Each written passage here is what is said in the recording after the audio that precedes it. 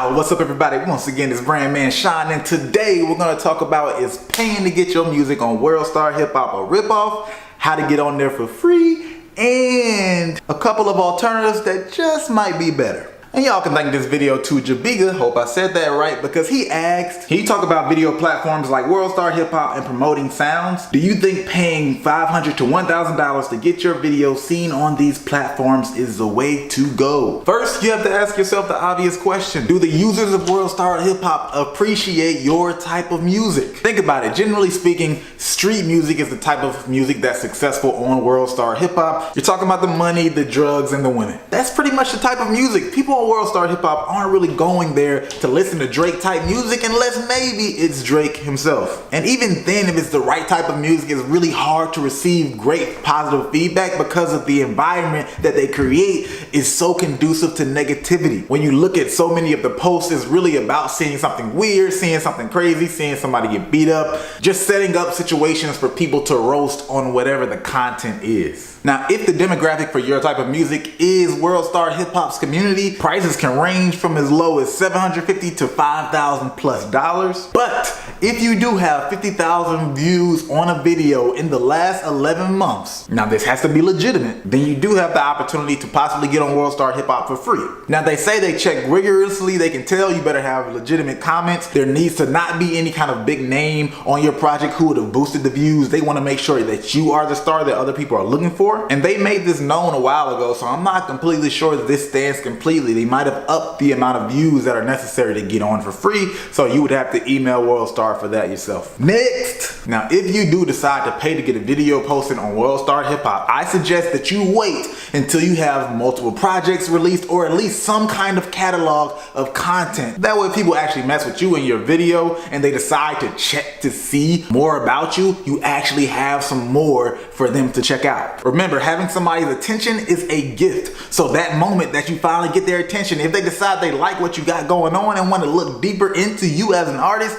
you better have something for them to galvanize and consume so that you can keep their attention for a good period of time and they can really become a fan of you as an artist. If that one video is all you got, then good luck getting that attention again. You don't want to have to pay $750, $1,000 just to get somebody's attention every single time. Another thing is, I suggest you promote a song on Worldstar that is already getting traction by itself. If you already have a project or you just have a single out that has been moving by itself, has been doing better than your other tracks, make a video on that one and promote that video on Worldstar. You want to put all your efforts behind something that is showing promise, especially when you talk about putting that money behind it. Also, within your music video, figure out ways to promote other songs of yours, whether that might be showing links to your social media or doing a preview of one of your other songs at the end, maybe a little snippet into the next music video. Just remember, once again, you want to maximize this attention that you have when you have it, especially when you're paying for it. I know I'm drilling down on that point, but it's really how I operate personally. I got money, but I don't got no money to waste. And while we're on this subject, we might as well talk about the most popular, well-known Worldstar campaign, which was by Chaotic. What he did was basically the very first Worldstar takeover. Not only did he pay to get a song on Worldstar, he actually got almost the entire first page, really like the first 3 rows. He basically made each individual track of his project a cover for his mixtape, and then he had all of those tracks posted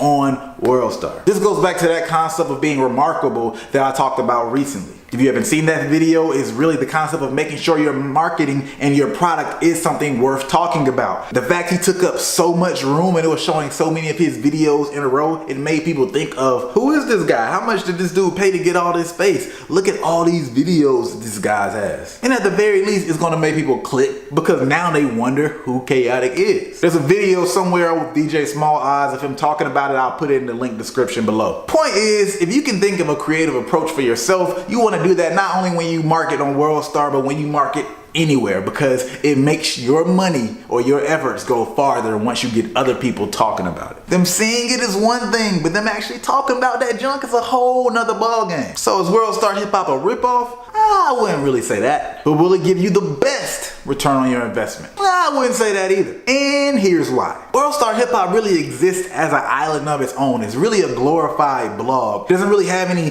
algorithms or ranking systems that truly automate and ensure that people get to see the best content, which means when things get posted, it's pretty much a lot more chronological than ranking systems. So once your content is up, it's being moved further and further back. If it was on a YouTube or something like that, it's going to really work to help the users, whoever those users are best fit for your content, to ultimately find your content. Especially as you get more likes and get more views, you'll constantly be rising up in rankings. Skirt, let me stop and insert this because I forgot to do it at the beginning. A perfect example of this island I'm talking about is if you look at a few of these videos, I'll flash some up on the screen, you'll see that there are a lot of cases where there are a lot more views on WorldStar than they are on the YouTube. However, they're providing the YouTube link within WorldStar. It doesn't matter if you're watching on YouTube, WorldStar, or whatever website, if the YouTube video is there, YouTube will be recording your views. So how does WorldStar show so many more views than YouTube? One possible theory is a lot of haters exist on WorldStar and they just like going to the videos and clowning on people in the comments and stuff like that. Probably a lot of them are reading the comments before they even watch the video. I know a lot of people do that on YouTube. And this is just me skimming through the videos, but it seemed like the only time that the actual video on YouTube had far more views than on a WorldStar is when there were big stars involved who were probably getting their views from somewhere else.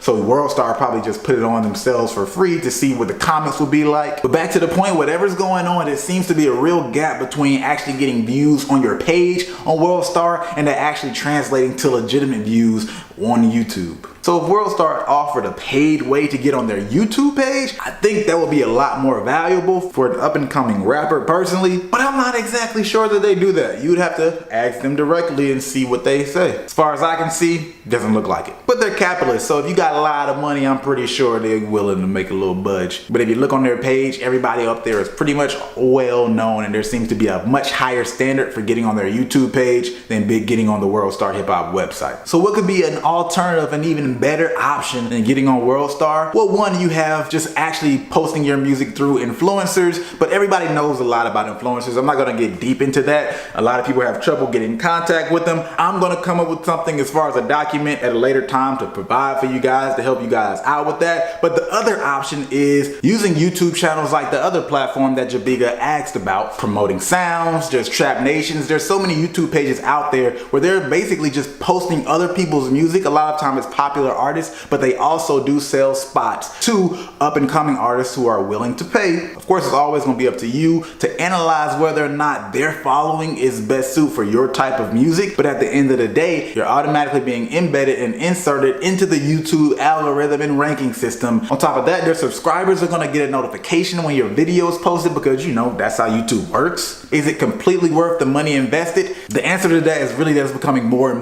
more difficult, particularly for only a single payment of getting one video posted up there. Could I have just said that in 15 seconds at the beginning and then ended the video? Yeah, I could have, but I think it's a lot more important for you guys to have a perspective on how to think about these type of deals so you can think about the various situations that pop up for your particular situation yourself. That's it. Y'all know what to do. Hit that subscribe button.